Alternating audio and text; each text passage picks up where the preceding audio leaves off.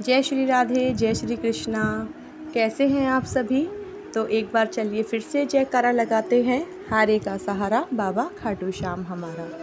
तो ये वीडियो मैंने उन बहनों के लिए बनाया है जो पीरियड्स के दौरान ये सोचती हैं कि अब हम लड्डू गोपाल जी की सेवा किस तरह करेंगे। तो बहनों, मैं आपसे ये कहना चाहती हूँ कि जब लड्डू गोपाल जी को हम लेकर के आते हैं तो हम उनसे कोई ना कोई रिश्ता तो ज़रूर बना के लाते हैं, जैसे कि पुत्र का, भाई का, कोई दोस्त का, या जो भी रिश्ता आप उनसे बना के लाई हैं। तो पीरियड्स आने से पहले पता तो रहता ही है कि अब हमारे पीरियड्स आ जाएंगे। अगर घर में कोई सेवा करने वाला सेवादार है तो आपको कतई चिंता करने की ज़रूरत नहीं है। लेकिन यदि आपके साथ कोई नहीं है कि सेवा करने वाला, आपके अलावा कोई और नहीं है, तो आप क्या करेंगे ये मैं आपको बताती हूँ। आप एक मंदिर के नीचे या मंदिर के आसपास अलग से लड्डू गोपाल जी के लिए चौकी लगा दीजिए, उनका स्थान बना दीजिए और अपने प्यारे से लड्डू गोपाल को उस चौकी पर बैठा दीजिए। उनका जो भी सामान है, उस दौरान जो भी आप ठाकुर जी को खिलाती हैं, जिस पे सुलाती हैं, जिसमें नहलाती हैं, अदरवाइज़ जो भी आपका सामान है वो वहाँ पर रख लीजिए। और आप अपने लाल गोपाल से हाथ जोड़ करके ये प्रार्थना कीजिए कि प्रभु, अभी मैं इस स्थिति में नहीं हूँ और मैं जिस तरह आपकी पूजा करूँ, आपकी सेवा करूँ, आप उसे स्वीकार करें। और जो गौ माता है आप उनके पास बिठा दीजिए। अब क्या है कि उन दिनों में हम लड्डू गोपाल जी को मंदिर से अलग स्थान पे हम बिठा देते हैं, क्योंकि हिंदू धर्म में 7 दिन से पहले मंदिर में हाथ नहीं लगाते हैं, मंदिर में जाना भी वर्जित होता है। तो लड्डू गोपाल जी हमारे पुत्र के रूप में है, हमारे भाई के, या जो भी रिश्ता हमारा उनसे है वो बाल गोपाल है। क्या एक माँ उस दौरान अपने बच्चे को हाथ नहीं लगाती, या उसे खाना नहीं खिलाती, या नहलाती नहीं?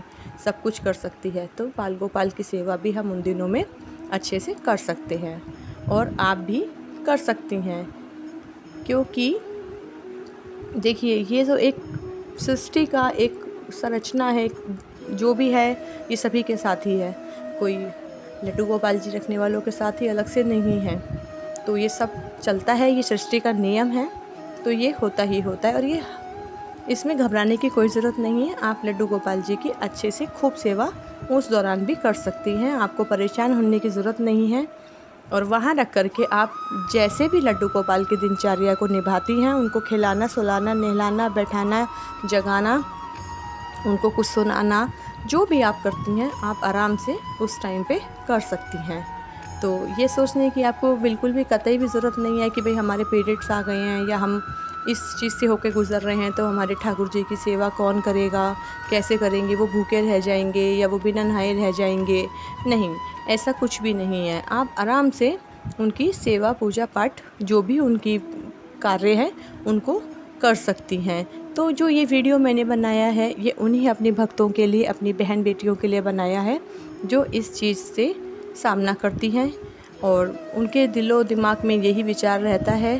तो इस विचार को आप छोड़ दीजिए और इस वीडियो के माध्यम से आप ज़रूर समझ गए होंगे जो भी मैं आपको कहना चाहती हूँ, कि ठाकुर जी अकेले नहीं रहने चाहिए और उनका जो भी सेवा कार्य है वो नियमित रूप से जिस प्रकार चलता है वैसे ही चलता रहना चाहिए।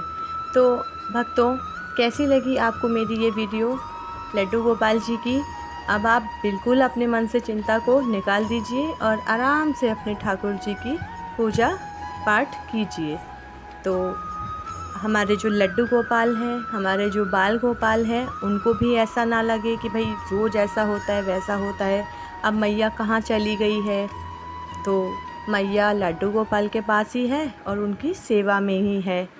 तो मैं यही कहना चाहती हूँ आपसे और आपको यही समझाना चाहती हूँ कि इन दिनों में भी आप ठाकुर जी की सेवा कर सकती हैं और बहुत ही अच्छे से पूजा पाठ का जो पालन है वो भी निभा सकती हैं।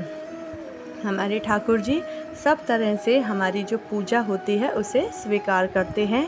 ऐसा नहीं है कि ठाकुर जी स्वीकार नहीं करेंगे या उस पूजा को पसंद नहीं करेंगे, ऐसा कुछ नहीं है भक्तों।